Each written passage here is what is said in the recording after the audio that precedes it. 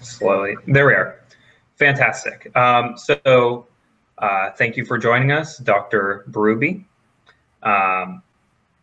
It's great to have you here interviewing with the NASA interview series. If possible, would you be able to just summarize very shortly the experience that you're bringing to the question? Let's see, intercollegiate debate coach for a debater for a quarter of a century, long enough. When I transitioned out, I transitioned into science and technology communication. So I spent a lot of time at the intersection between policy discussion and scientific claims and arguments. Well, this is definitely the correct forum for that, considering the level of policy that goes on in NASA and the definite claims of scientific risks that come out of this question. And you'd say that you're a scholar of risk, or at least of scientific risk. Yeah. I spent most of the last 20 years working on the risks associated with advances in nanoscience, and most recently in synthetic bio.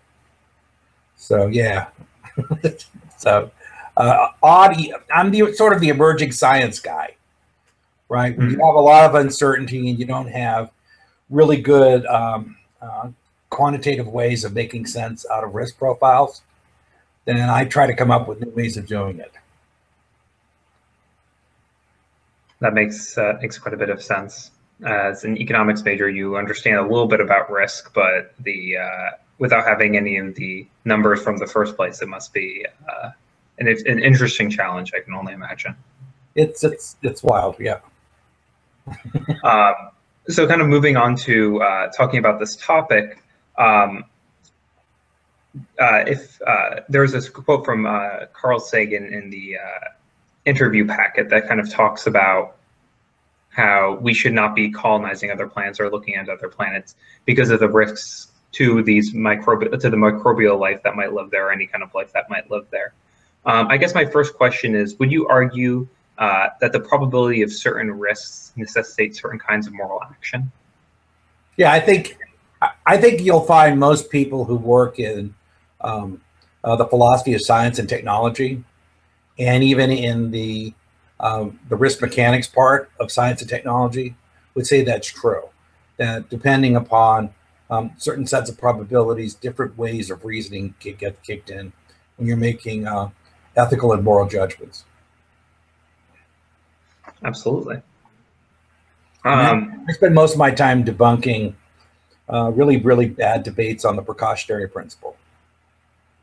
Which is pretty much if there's any risk with a high unknown, then we should engage in some level of precaution.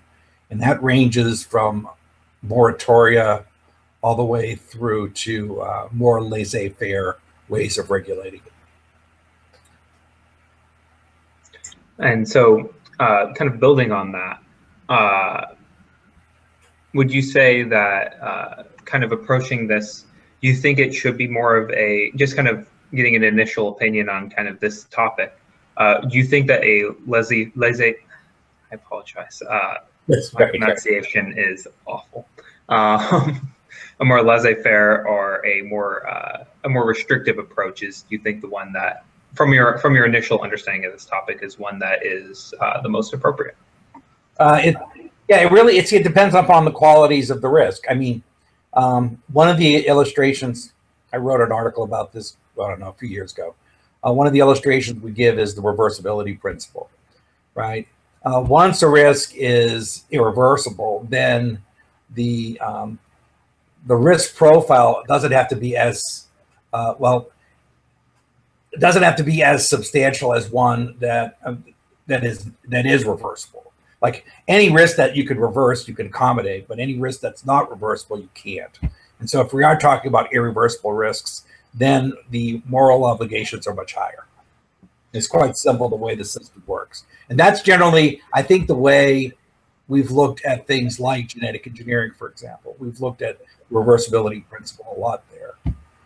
And when you extinguish an entire microbe population, I'm not sure what side that is, but if you genocide out an entire microbial population, then what ends up happening is you've completely eliminated an entire gene line from history, and that can be incredibly problematic. And are these risks? Would you say that these risks to different moral beings comparable in certain ways? So let's say, as an example, you have a certain number of humans and a certain number of this microbial population, and the damage to the microbial population holds a risk of being irreversible. Would we be able to compare the damage, even with irreversibility, to the kind of damage that might cause to, say, a human life? Can we compare the value of those lives in terms of these risks? You can, but normally what happens is the argument gets reduced to a standard where humanity is the threshold point. In other words, everything is evaluated in terms of humanity. So even if I can't explain to you why a microbial population a few dozen generations hence might be incredibly important for reasons that do not include humanity in the calculus, what ends up happening is, in order for this argument to work, we see that what people have tried to do in the philosophy of science is reduce it all to the human factor. So the reason the microbials become important is because the microbials bring in certain genetic qualities, for example, that may not be able to evolve or develop to a point where they are going to be highly substantial, though not necessarily substantial to the human kind. And that's when we get really problematic. I mean, the thing about all life is all life tends to evolve. Given any type of an environment that is, reasonably accommodating, you're going to have some levels of evolution. So the microbial death you're creating today can't just be evaluated in terms of its impact in the present. It has to be evaluated in terms of its impact generations down the line. And so it's a weird twist on the future generations debate. Like, how much is a future generation worth compared to a current generation? Usually when we get into that weird debate, we talk about how humanity is really creative. And so they find new and creative ways to get out of problems. So 2 generations from now, your grandchildren, or 3 generations from now, your grandchildren will have a much better handle on how to figure out answers to some of the problems we're creating today. That's the weird debate that takes place. But when you start pushing out the human factor, then it becomes really complicated, because you're actually predicting the evolutionary potential of a non-human germline and what the future generations will bring to the table. And what they bring to the table could be, I don't know, maybe an entire competitive species that is in many ways superior to the human species. I mean, there's a whole bunch of ifs now that get thrown into this very word calculus. And so what ends up happening, I think, it's the human brain's not really good at this, right? These are the heuristics that Kahneman talks about, right? We're lazy. We're rhetorically lazy people. We're cognitively, we're misers, right? That's the theory. And so what ends up happening is we take easy ways out, and trying to figure out the value of something like a microbe against a human in the present or against a future generation is so complex that what happens is, for most people, the easiest solution is one that's incredibly simple, and that's one that's based on an easy heuristic, and the heuristic usually involves some sort of a bias. So I mean, I've had this weird lecture I gave years ago that the reason it was so hard to provide civil rights to African Americans in the United States wasn't because it wasn't the right thing to do. It was that we weren't positioned well to do it, right? We had already dehumanized them, and then we had to rehumanize them in order to extend to them the civil rights that presumably white landowners deserved. And that was so hard to do. I mean, it's an incredibly complicated thing to do. And so what ended up happening is it took a hell of a lot longer than it probably should. And I think you're talking about the same phenomenon here. That it's going to be so complicated to try to get the public to even conceive that a non-human species might have something to offer to the grand scheme of things that might compete with even our own existence, that they will revert to a bunch of heuristics and biases. And you're talking about a really incredibly long time, right? We're talking about generations upon generations upon generations. There's mathematical ways to play with this. There's actually folks who talk about certain algorithms where you try to see how many generations down the line it will take to like rehab a philosophy to such a point where you could actually produce some levels of change. Drawing from the fact that, I write algorithms and work with the NSA right now. So, I mean, we do a lot of this sort of stuff. That's terribly interesting. Maybe for another talk, it'd be even better. When we, if we get something with the NSA, I'll be sure to let you know. Yep. When they feel like doing a public debate series. That might be a while. Yeah, that might take a bit. Yeah, it might take a bit. That's all right. Kind of drawing on your discussion of kind of how human beings often tend to oversimplify these problems, kind of focus in on a solution which is typically easiest for themselves on a kind of individual cognitive level. Right. Would you say, and also that there is, from like I guess a less biased standpoint, in favor universally of humans, or in favor of that kind of a standpoint that's not biased towards that. Is there an obligation you would say to assume that kind of unbiased standpoint when evaluating the future of one's own species? Because as one might say, you know, there's a lot for these other species to offer. There might also be even possible harms. And should we evaluate that in an unbiased manner? I'm not sure obligation is the right word for that, but I'm trying to figure out what the word would be. You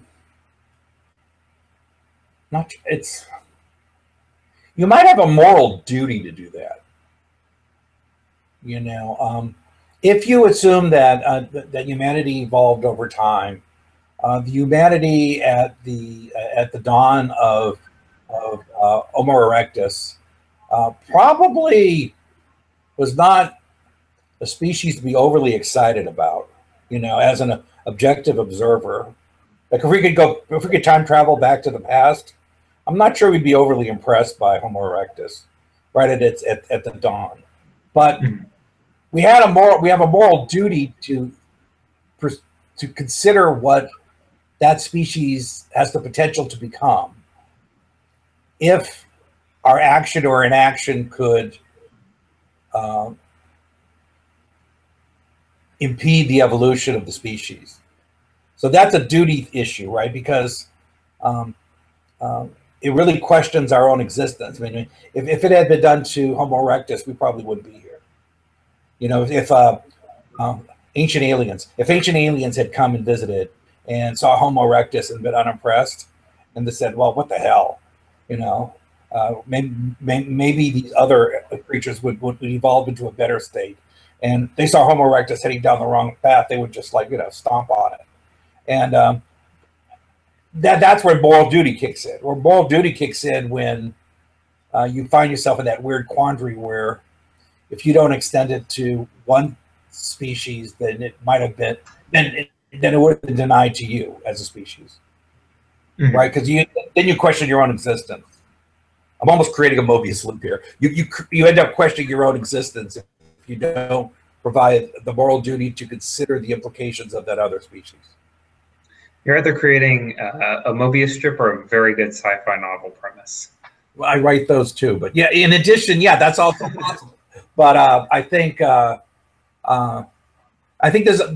can make an argument there's a moral duty. Otherwise, you have to question your own existence, and if you question your own existence, then You know, the word why is really big and deep, and I'm not sure. I'm not sure we're prepared to go down that road. Uh, I'm pretty certain a lot of the public that's trying to determine policy would not be wanting to kind of go down that road. So typically we would I mean I guess you would I guess we would the kind of traditional way that these assessments determine policies, typically that one would end up relying on a kind of approach that appeals to people then. Sorry, there was supposed to be a question in that. I mean, I think you're going to defer to a human-centric way of doing it. I mean, that's probably what's going to happen. That's kind of unfortunate, but I mean, human centrism hasn't produced the best policy, if you haven't noticed. And I mean, the nanoscience. I've been in nanoscience for almost 20 years now, right?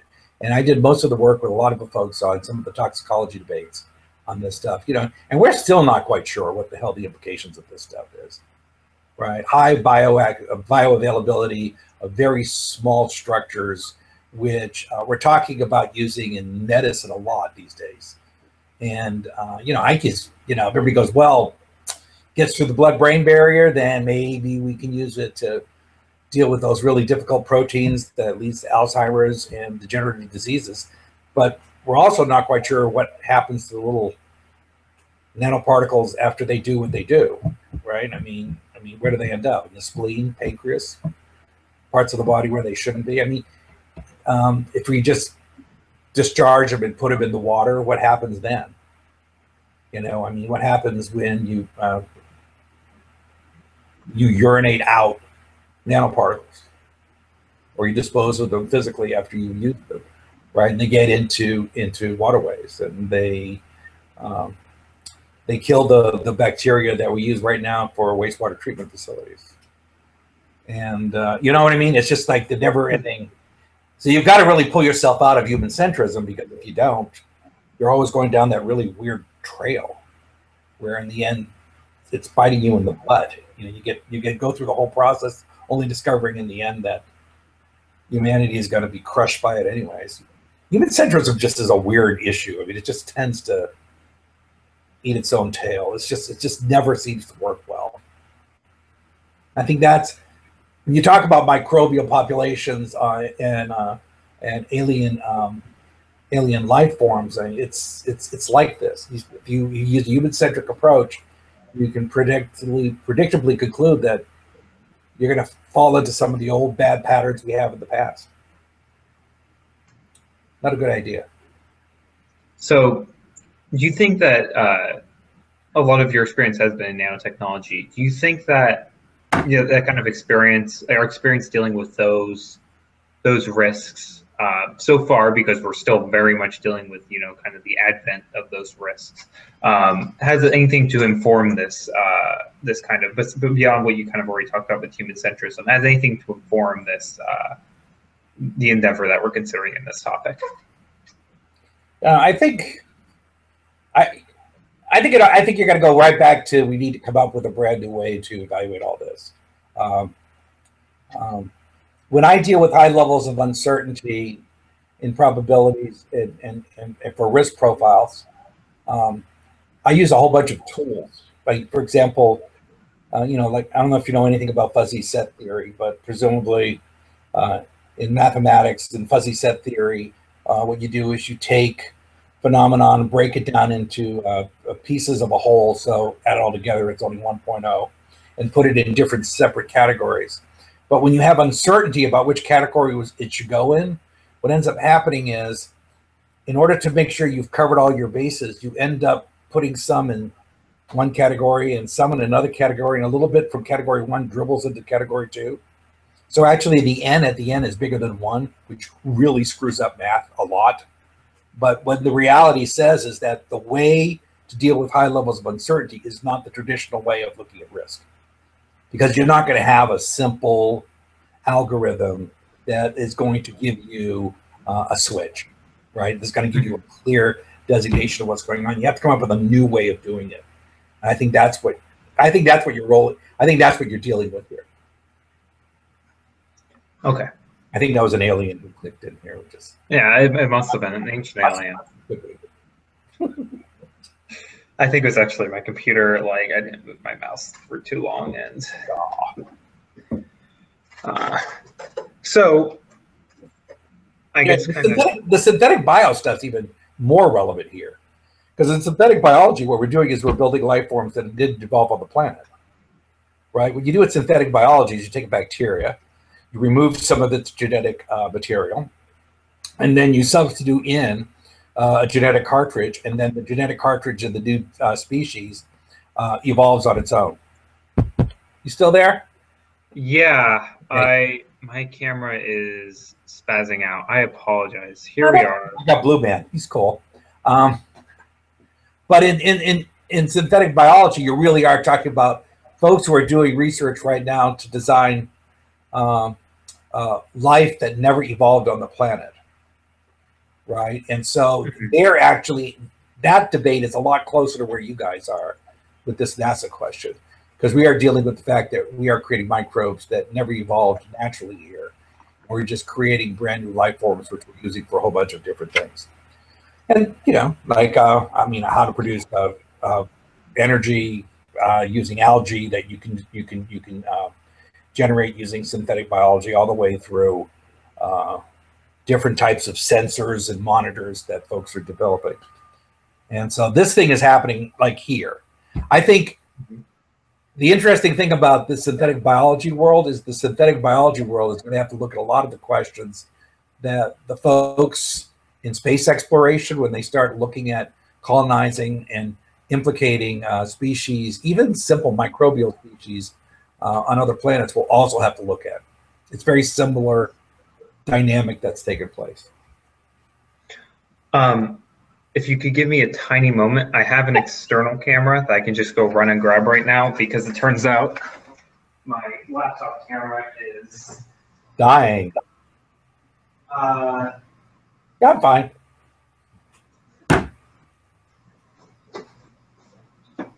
Here we are. And I actually think it's less dying and more dead.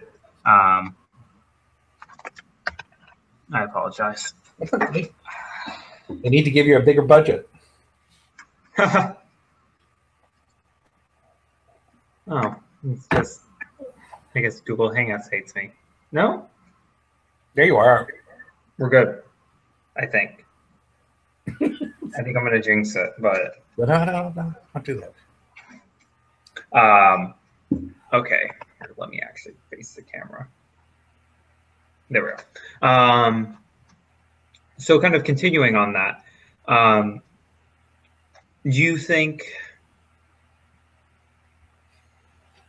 when we're approaching these plants with these other microbes, you're talking about a lot of the potentials on kind of for synthetic bio and things like that.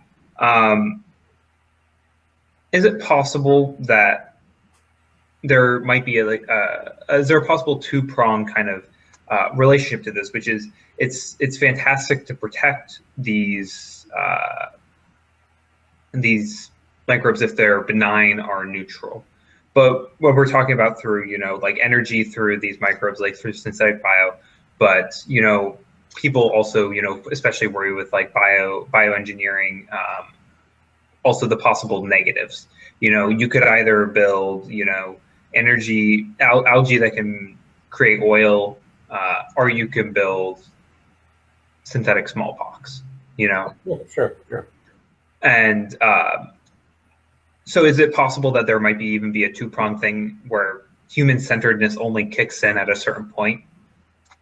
So in relationship to threats? Yeah, there's that's pretty astute, because these genetically engineered machines are actually being engineered. Here's the story. What ended up happening was there were a lot of really smart kids who were going through graduate school, eventually decided they didn't need to go to school anymore. You do get to a point in your graduate education where you're just running through the process, right? You pretty much can read up and get all the information.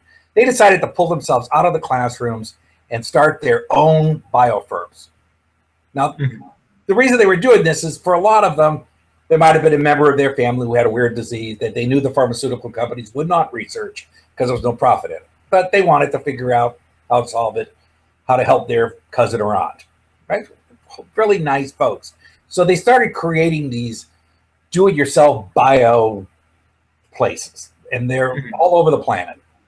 And they're generally pretty nice bunch of folks, right? But the government's concerned. I mean, the FBI is heavily concerned that a lot of this stuff could lead to a whole bunch of potential implications. Now, on the plus side is, you know, when you look at things like PCBs, polychlorinated biphenyls, nasty things, right? We created them in order to make our lives a little easier, but they never really evolved on the planet. We made them, right? They didn't naturally come into being. And so what ended up happening is there's no checks on it. And so when these things are done, when PCBs are no longer useful and we try to get rid of them, the environment can't figure out what to do with them because they're not part of the environment. And so these folks now are going, wait a minute, the answer is that we have to design new organisms that can deal with the characteristics of this chemical. And we're sort of like they see themselves as jigging the evolutionary process up to try to deal with some of the real big crises. And the biggest push now is there's a lot of climate folks who are getting into this. We're going, is there a way for us to deal with the climate issue by rejigging evolution using genetically engineered machines? And ag folks are talking about this. Folks in energy are talking about this. But you're right. There's a dark side to it, right? You have to be very careful. The only good news about the dark side is it's so expensive to do this right now. It's really unlikely, you know, that if someone was going to be really malicious, they would probably use something that was cheap and easy, not something that was this sophisticated and this hard to control. And but what it's done is it's introduced a whole series of questions that have to be answered in new ways. And I think that's I think that's when you start talking about microbial populations on different planets and the impact of a human species coming in contact with them, polluting their environment to such an effect where it might implicate the evolution of the microbes, then that question is not a question we're accustomed to asking. We're right on the brink now. Emerging science and technology is getting closer and closer to asking questions. But that question needs to be asked only after we've had the time and energy to sit down and figure out how to do it. And that's the tough part. There's not a lot of folks around who sit around and try to figure out how to answer problems, you know? And I think that's the big question. If we impose human-centric reasoning on those type of problems, we tend to get the answers wrong because it's not a human-centric question. It's bigger than that, right? It's no different in many ways to a diehard Southern Baptist saying you're playing God, right? It's this clash of thinking that takes place, and to try to figure out how to resolve this clash of thinking by coming up with a whole new way of evaluating risk is tough. And I think nano was the first time it happened because people didn't know anything about it. We didn't know if it was it because it was so small that it was a problem, or was it because of its chirality? Was it because of its electrical charge? Was it because no one knew? And now this other world, genetically engineered machines, popped up, and it's now looking at this. And it's the reason you're getting people like Hawking and a bunch of others who are going, you know, we need to start answering all these questions before we just keep moving along. Because if we just keep moving along and this laissez-faire way of dealing with the world, what ends up happening is we tend to produce just incredible crises. I mean, I have a lecture I give called Thalidomide and Titanic, right? It's just talking about, you know, we were on top of all of this back then. We knew what we were doing and we did it, you know, and in retrospect, everybody knows we did it. But at that time, we would never have figured out we did it because we didn't have the tools. So it's the tool building stuff that has to happen first. And that's hard because you got the folks who go, we don't have the tools. ban it. You got the folks saying, we don't have the tools. Let's use the tools we've used in the past. They've worked pretty well. And obviously there has to be something in the middle of all this. Mm-hmm. And so we can't do 100% precaution. We can't do laissez-faire. There has to be something in the middle that is much more reasonable to do. Kind of asking about that middle. I think I'm getting some reverb off of your mic. Oh, sorry.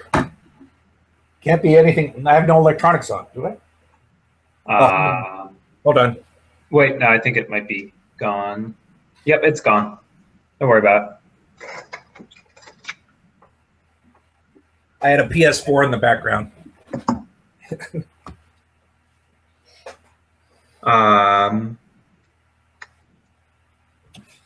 So talking about that kind of that middle road. You talked previously about how there's a way we can do irreparable harm to a population, and how we can do a certain kind of harm by simply altering, by simply interacting, you know, or we can just change it, you know. We can end up changing a lot more than we think we do by simply interacting, you know. That's why, you know, you have the prime directive, right? Yes. So that's, I mean, so do you think that that middle road is sitting on the side of we don't wipe out the organisms, or on the side of, you know, we need to leave the organisms to do their own thing, and right. do we adapt them, or do we isolate them? If not that we could write one today.